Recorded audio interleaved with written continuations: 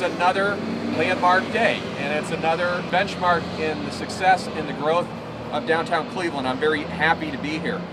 Let's go back in time a little bit and talk about how we got here in the first place, because we made some decisions as a county and as an administration that helped get us here.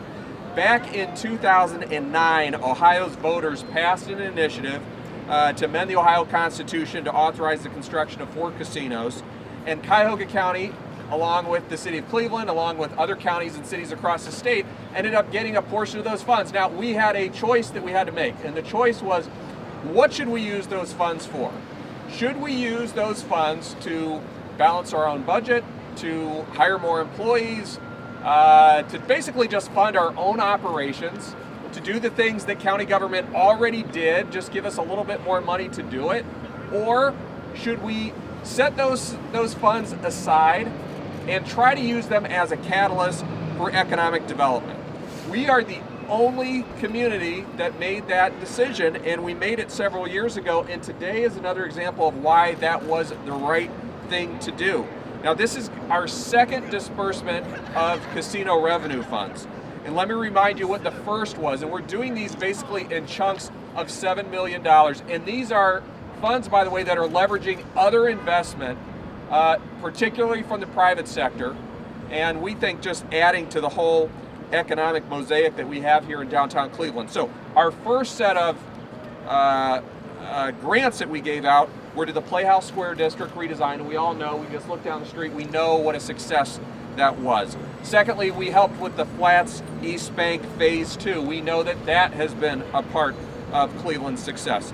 And we also helped convert, or helped the project that converted the East Ohio Gas Building to residential properties. All these projects, what they have in common is that they have strengthened downtown Cleveland. It's not just about a successful sports franchise. It's not just about a successful casino. It's not just about the fact that we have a new convention center, or a new county administration building, or a new global center for health innovation. It's all of these things together, and it's keeping, as we said several years ago, it's keeping the pipeline going so that the investment and the progress keeps moving forward. Downtown Cleveland is the #1 job center in the greater Cleveland area. 72% of the people that work downtown don't actually live in the city of Cleveland, but they pay income tax to both their own communities and to the city of Cleveland. There's about $3 billion of assessed real estate in the downtown area, and we know that the momentum just keeps continuing to move along. So let's talk about the specifics of what we're doing with these projects in particular. Now, there are 3 projects that we're talking about funding, and you'll see some of the specifics on the charts that are to my right here. The first is a project that's been talked about for a long time. It's long overdue, and we're very happy to be a part of its successful conversion, and that is the May Company conversion into residential space. This is an old historic building. It was designed originally by Daniel Burnham. We are providing, proposing providing a $4 million loan. It is going to end up converting about 700,000 square feet, which is equivalent to 16 acres. It's going to create 350 additional apartments and 387 parking spaces. It's going to be done as a green project. It's going to create approximately 500 construction jobs. And I'm glad to see my friend here, Terry Joyce from the Cleveland Building Trades. We hope that those are good paying and union jobs. And it's going to help really bring to life another corner of Public Square. You know, downtown Cleveland has gotten national focus now for the first time in a long time, and this is a missing piece. Just like East 9th was a missing piece when we helped with the Ameritrust transformation, this has been a missing piece, and we're very excited to be a part of it. The second project is what's being called the Nucleus Project in the Gateway Huron area. It's $3.3 million loan. It's for phase 1 of a project with our partner Stark Enterprises. What's anticipated, and you're going to hear from Bob Stark, who I have to give him credit because he has had a vision for downtown Cleveland for years. When a lot of people didn't believe it could happen, when a lot of people were skeptical about the future, he believed against all the odds, and he deserves a tremendous amount of credit for it. And his vision includes, again, 277 additional living spaces and almost another 300 parking spaces, a projected total cost of $190 million. I have to focus on that because it's not just the money we're putting in, it's the fact that we're leveraging private investment. That's what has been the key to success in downtown Cleveland. And then finally, we're going to be partnering with other folks in the nonprofit sector and public sector to basically landscaping improvements in the Gateway and Warehouse districts. We're providing about $1.5 million in loans. It's about 25% of the cost of the total project. It's going to, and you're going to hear from Joe Marinucci about some specifics about this, but it's going to basically enhance the quality, the livability, the walkability of this whole area. It's a recognition that we can't just have a silver bullet strategy here. It's all of these things combined. It's residential, it's retail, it's streetscape, it's the public sector, it's the private sector, it's a strong convention center, it's strong entertainment venues, but it's all of these things, it's cultural attractions, but it's all these things together. So what we're doing with this disbursement of funds is we're working with the private sector, we're increasing the share of housing stock, which, the occupancy rate in downtown Cleveland is now, we used to say it was, I think 90%, now it's over 95%. There's a waiting list to get in, and we need to meet that demand. The challenge for Cleveland has always been, if we're going to have a boom and bust cycle where we do a few things and then we stop, we do a little bit more and then we stop again, or are we going to have a steady stream of projects? And there are several things that are required for that. It takes a public sector that's willing to put some money into some things, and it takes a private sector that has vision and is going to take their own personal risk to make those things happen. That's what's been happening, and that's why you see Cleveland moving at such a fast rate in the last few years. At this time, I want to turn it over to one of our prime partners in this. His name is Joe Marinucci. He's the president and CEO of Downtown Cleveland Alliance, and on the nonprofit side of things, he's really been helping us strategize and move all these things along. So I want to turn it over to him for a few words. Joe? Thanks, County Executive Fitzgerald, and let me at the outset thank you for your leadership in terms of making a policy decision with your administration and also with County Council to use these funds for economic development purposes, and in particular to earmark them for downtown Cleveland. As the executive just talked about some of the investments historically, they've really been used to help catalyze significant investment opportunities here in downtown. And from our perspective, it obviously is exactly the type of thing that we need to keep the momentum going in downtown Cleveland. As you know, we're working very, very closely with our neighborhood-based partners. Tom Sturinsky is here with the neighborhood, the Warehouse District and with the Gateway District to help us think through how do we connect downtown Cleveland to some of the investment that's occurring and the investments that we're talking about today. DCA recently completed Step Up Downtown, a strategic planning process that provides vision and strategy for improving downtown Cleveland's pedestrian experience and connectivity. And as Ed mentioned a few minutes ago, that's really vital if we're going to create the type of environment that will continue to attract investments and the continued momentum that we've seen over the last few years. Casino revenues will catalyze DCA's efforts to address the 18 gaps in our public realm that surfaced as priority investments and opportunities in our visioning process. The connection between the Warehouse District and the Flats via Main Avenue is a key intersection for the Flats East Bank project, an important place for people to feel welcome. Currently, the Main Avenue Bridge above makes this pedestrian access way both dark and foreboding. So we're really looking to use casino revenues to help improve the infrastructure of this passage, and we plan for artistic treatment to the underside of the bridge and the adjacent walkways. And again, it also helps to reinforce a historic county investment in terms of the Flats East Bank project as well. This Main Avenue improvement complements the other improvements that funds would go towards in the Warehouse District, including gateway elements for neighborhood identity, the Anthology Public Art Project, which actually has already been initiated, and 2 out of the 10 pieces have already seen investment in the Warehouse District, and the creation of Lighthouse Steps Park at the corner of West 9th and Main, again, another important pedestrian and residential amenity for the area. Casino funds will be allocated to another Step Up Downtown improvement, the Gateway Walkway. This is an important pedestrian connection between Prospect Avenue and the arenas and provides an important gathering place for the growing residential population. And we're obviously very, very pleased that that with the Stark investments going forward, we'll be able to coordinate that very aggressively with Bob and his team as he develops that location. In addition, casino funds will be allocated to the Gateway District streetscape improvements, including 100 above-ground planters. And as you see on Euclid Avenue, where we put planters in a number of years ago, that really does create a much more accessible, a much more friendly pedestrian environment. So on behalf of Downtown Cleveland Alliance, I want to thank County Executive Fitzgerald and Cuyahoga County for their trust in understanding that public realm improvements are critical to maintaining the momentum that we see in downtown. And I also want to compliment the Stark Group as well as the May Company team. And I know Mike Carney will be speaking in a moment, because again, it's the commitment of these private investors that are really help galvanizing some of the momentum.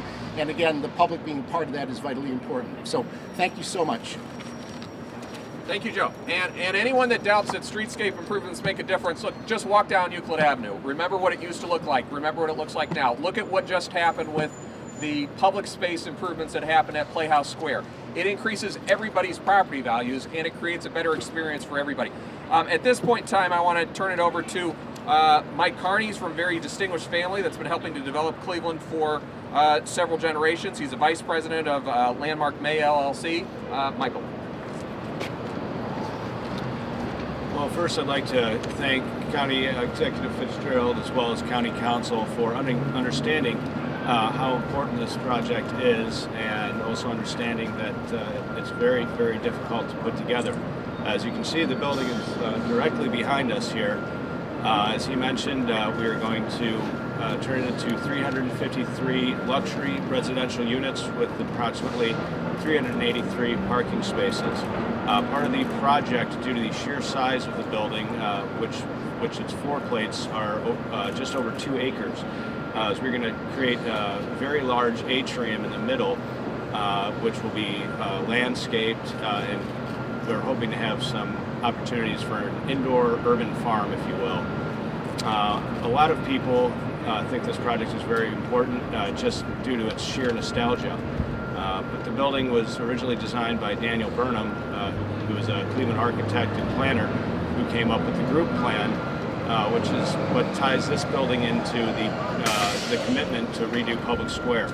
So by completing the May Company building, which we hope to have done in time for the Republican National Convention and other big events coming to our town, by having that done and restored, it will complete Public Square, as well as help the great demand for residential living in downtown Cleveland.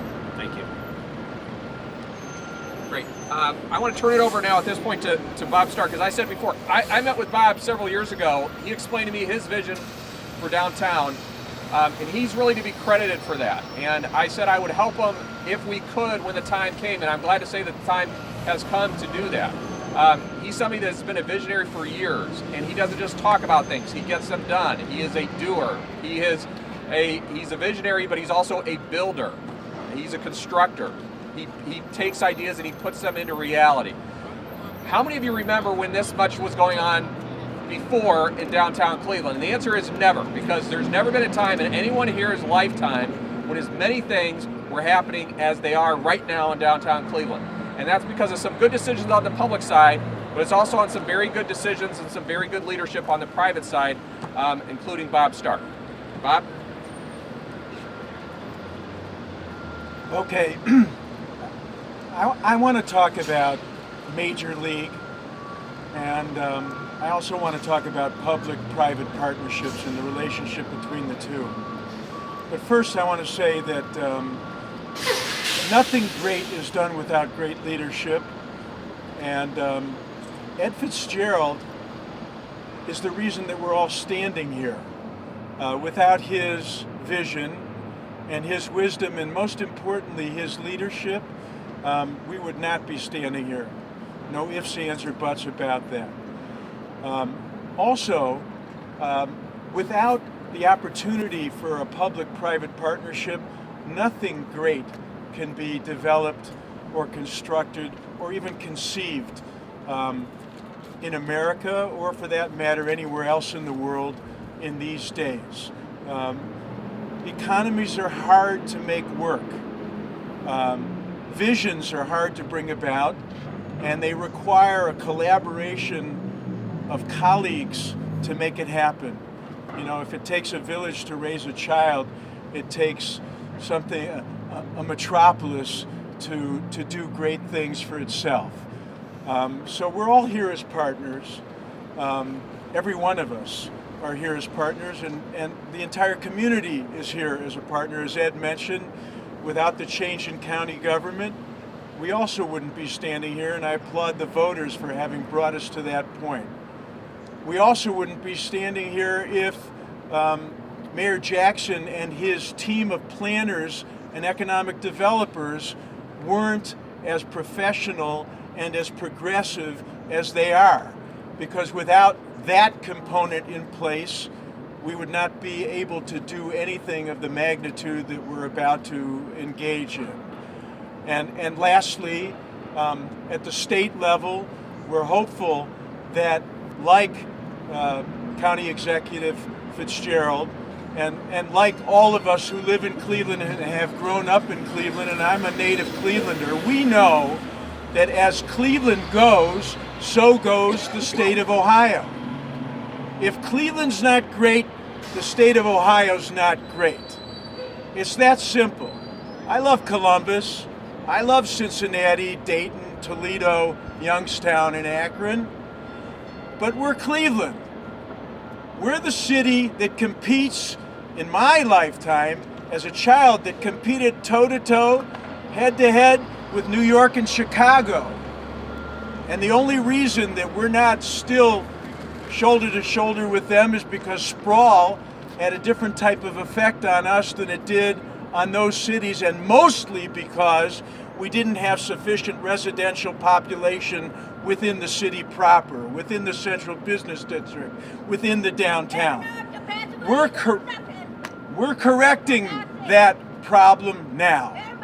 And it will lead to everything else, because in order to properly support the residential population that is booming in our town, we need to provide the proper amenities for that population, the right shopping and the right entertainment and the right context and the right beauty and everything else that the county and the city and all of the developers and private sector people are working hard to achieve. So that's what we're about. And once that amenity package is in place, we're going to witness something else. We're going to witness the fact that wherever obsolete office space exists, that office users are going to want to be associated with the growth that starts with the residential population, the amenities that support that residential population, the urban context and the excitement and energy that surrounds that. Well, those office people are going to want to be here also. And as part of what we're doing in Nucleus, we're kicking that off in the context of a mixed-use development. We're putting energy back on the streets of Cleveland. We're designing everything to fill the streets of the Gateway District with people.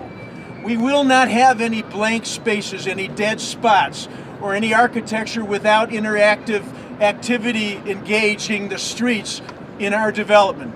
Not 1 inch of frontage will be other than devoted to creating energy and population and people and visitors on the streets of that district.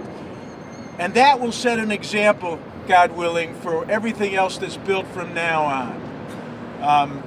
Major league status. We live in a global economy. It's very different than what the economies of the past were. Any city has the potential, any city, not just a big city, a small city, a medium-sized city, any city has the potential to be globally competitive if they know how to do it. Well, we have, the Browns are in first place, LeBron has returned, Francona has renewed his contract. We're a major league city when it comes to sports for damn sure. But what we need to do is to reestablish ourselves as a major league city in every other way. We know we're major league. We know we have the right sensibilities and culture. We know how great we are, but the rest of the world doesn't. And what Nucleus is designed to do is to let them know, and it is our commitment through the architecture that we're going to use at Nucleus to let them know that we can compete with New York and Hudson Yards and Chicago and Millennium Park and Shanghai and all of those places in Berlin and in Barcelona, and let them know that Cleveland is in the 21st century and has the best of the best going for it, and that we know how to keep our best and our brightest and to attract and retain the best and the brightest from around the world. That's what Nucleus is about. Nucleus, new us Cleveland, new CLE us. And also, that project sits in the middle of assets that were created over time. We have to our south the sports and entertainment complexes. We have to our north the East 4th District that really championed this revival in the city. We have to the west the Public Square project, Tower City, and the casino projects, and everything that Dan Gilbert is doing in relationship to the Q. And we have to the east the financial district of 9th Street, Playhouse Square, and Cleveland State University. I challenge anyone here to show me any other site in the world that is surrounded by those kinds of anchors and those kinds of generators. It's time for us to recognize how great we are. It's time for us to behave like we are great and to know that we're great and to let everybody else know that we're great. Everything is aligning. The stars are aligning. The Republican National Convention is not here by coincidence. It's here because of the hard work of the people behind me and because of all of the people in the county and all of the people in the city and all of the people in the region who are letting the world know how great Cleveland is. And speaking of the Republican National Convention, we're fortunate enough to have it happen when it's happening, which acts as a catalyst to light a fire under us to get this project going immediately, which we're doing, to build as much as we can before the convention and hopefully open up twice as many parking spaces in that immediate vicinity of the convention as exists today. So we're full speed ahead, and we're looking forward to continuing to partner with our public partners, because together we can make something great for all of us.